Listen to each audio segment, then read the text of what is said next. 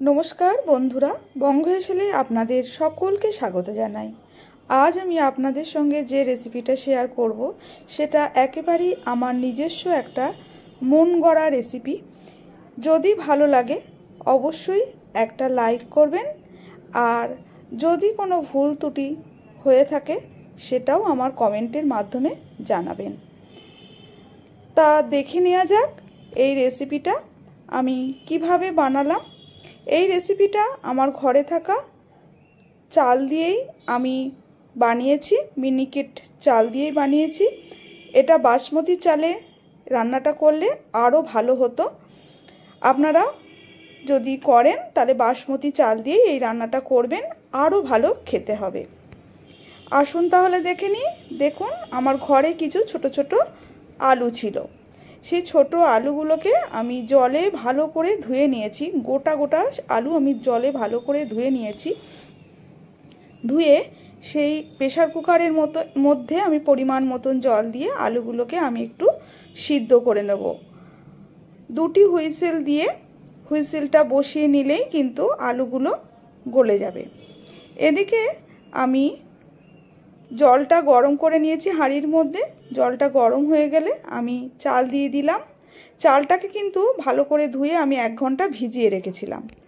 ভাতটা তখন আস্তে আস্তে ভাজা হোক। এদিকে আমি একটা কড়া বসিয়ে তাতে সাদা তেল দিয়ে আমি পেঁয়াজ কুচি দিলাম। পেঁয়াজ কুচিটা আমি বেরেস্তা করব।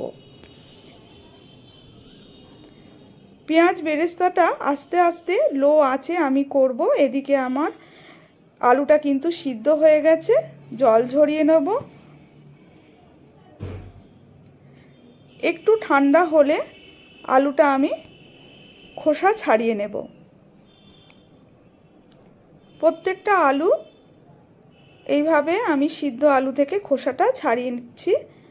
সিদ্ধ আলু থেকে খোসা ছাড়াতে কিন্তু খুব সহজেই ছাড়ানো যায়। আমি এরকমভাবে প্রত্যেকটা আলু ছাড়িয়ে নেব। এদিকে আমার বেরেস্তাটা হয়ে গেছে, আমি তুলে নেব। পেঁয়াজের বেরেস্তা কিভাবে করতে হয় সেটা আমি আপনাদের অন্য ভিডিওতে দেখাবো, এখানে আর দেখালাম না। সাদা তেলে যে তেলটা থেকে গেল সেই তেলের মধ্যেই সেই খোসা ছাড়ানো আলুগুলো দিয়ে দিলাম।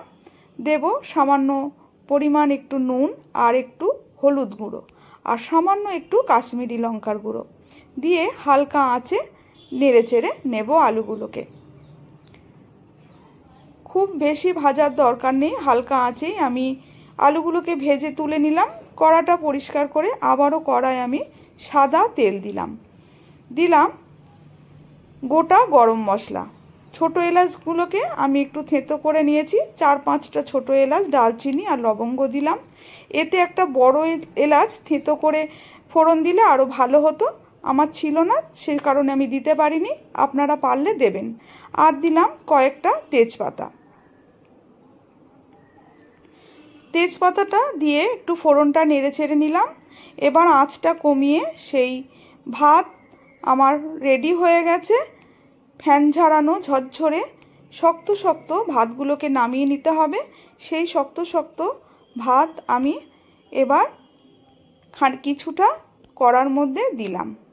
দিয়ে এর মধ্যে দিলাম ঘি আর শাহি গরম মশলার গুঁড়ো আর সামান্য একটু কাশ্মীরি লঙ্কার গুঁড়ো ছড়িয়ে দিলাম সামান্য একটু হলুদ গুঁড়ো।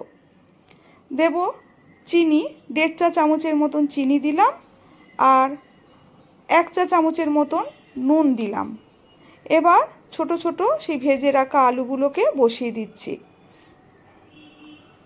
বসানো হয়ে গেছে। আবারও আমি ওর ওপরে একে একে আবারও 1 স্তর আবার ভাত দিলাম। সমস্ত ভাতটাই হাঁড়ির থেকে ঢেলে আমি দিয়ে দিলাম।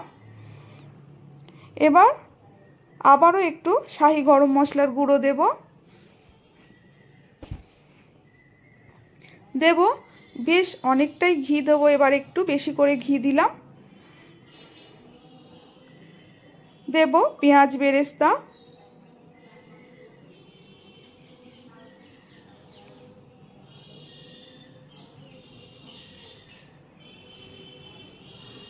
পেঁয়াজ বেরেস্তা ভাজার সময় পেঁয়াজের মধ্যে নুন না দিলেই কিন্তু পেঁয়াজ বেরেস্তা মুচমুচে সুন্দর হবে।